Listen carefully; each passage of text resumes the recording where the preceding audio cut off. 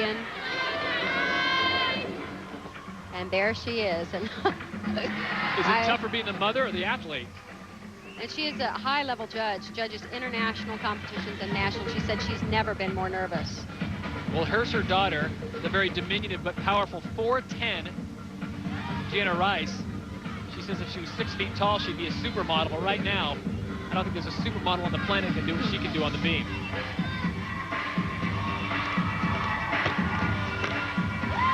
Beautiful work. Layout, excellent form. Now, do you think her mother's watching as a judge right now or as a mother? Interesting you should say that. Everybody's asked her that. She says, absolutely not. I'm watching with a mother's pride and nervous as can be, just holding her breath. A lot of composure for this freshman. Very polished. This was Joni's event. She was beautiful on this event. Saves it.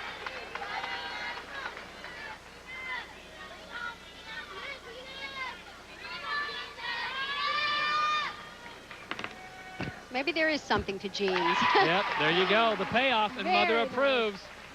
I think if she had a 10 card, she'd hold it up right about now. As we move over to the floor right now, that's where the Georgia Gym Dogs are. And here's a face that many people may know. Very talented gymnast on the floor, Suzanne Sears, the defending national champion.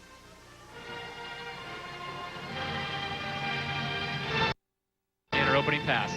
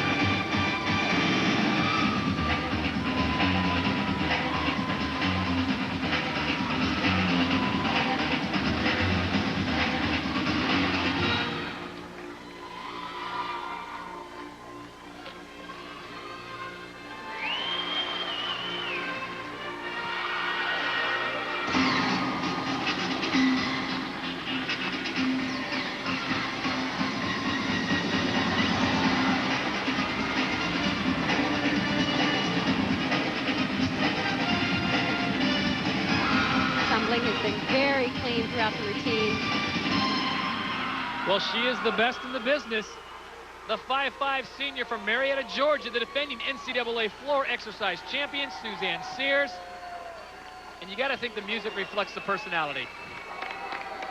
Well, this two-event specialist certainly has emerged as one of Georgia's top performers. In fact, she can do even more difficulty in the tumbling. But this was certainly sufficient here.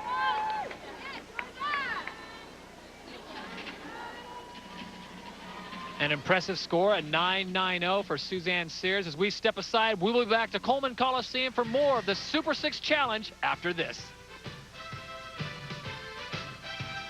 See him in the 2001 Super 6 Challenge. That is Andree Pickens getting some last-minute instructions. She is set to take the beam here for the Alabama Crimson Tide, looking for a big performance here, trying to give her team a nice cushion.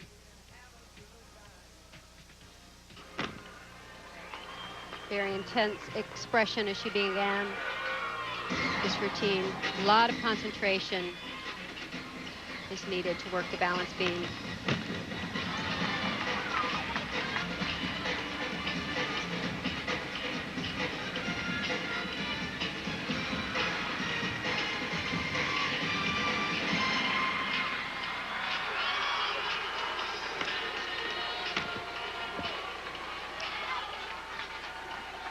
Had a couple little balance breaks throughout. There's another one. These are all the little things they need to work out between now and nationals.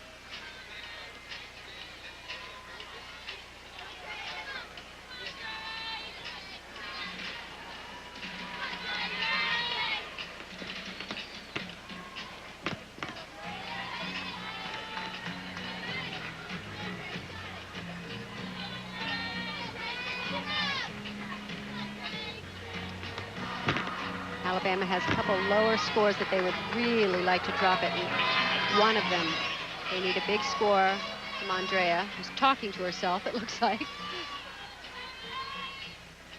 Important landing here. Very nice on the double top. Well, a 9.925 on the uneven bars, a 9.775 on the vault. So Andree Pickens having a great opening season here at the home event. As we look at our results so far through 2 rotations, Alabama still out in front, followed by Michigan, Georgia, Stanford, Florida, and Penn State. We're back with more after this. See him on the campus of the University of Alabama in Tuscaloosa, Alabama. This is the 2001 Super 6 Challenge. Todd Harris along with Kathy Johnson-Clark as we move over to the beam. Our next competitor from Penn State, Gemma. She's from Penn State, but she's originally from England. She's a senior, 5 feet tall, competing in the all-around. Now, this is a competition that she's done very well in the past. Her best on the beam is a 9.875, so she certainly, Kathy, is capable of putting up some decent numbers.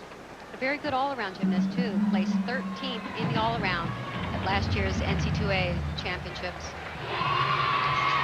She is from Loughborough, England. Now calls Happy Valley home. Her final year at Penn State. She's had a great career there. As she is set to take the beam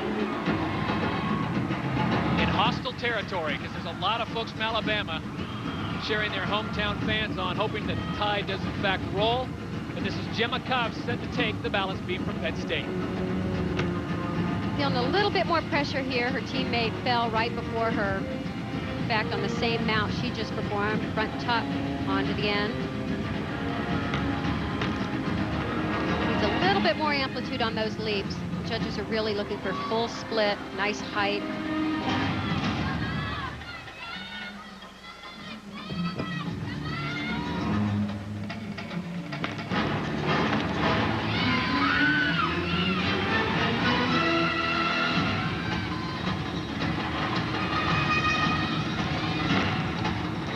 Kathy, knowing that this is the first event of the season, are the judges cutting them any slack whatsoever, or are they trying to maintain the standards? I think judges are always trying to maintain certain standards. It's hard to do. It's very difficult from meet to meet and across the country. That's the biggest problem in collegiate gymnastics, is trying to keep the scores consistent across the country. No. Nice save, but a very big break.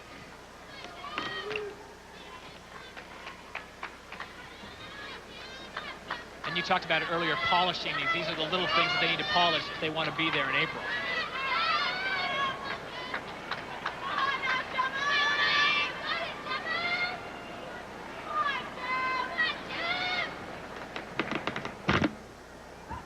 Oh.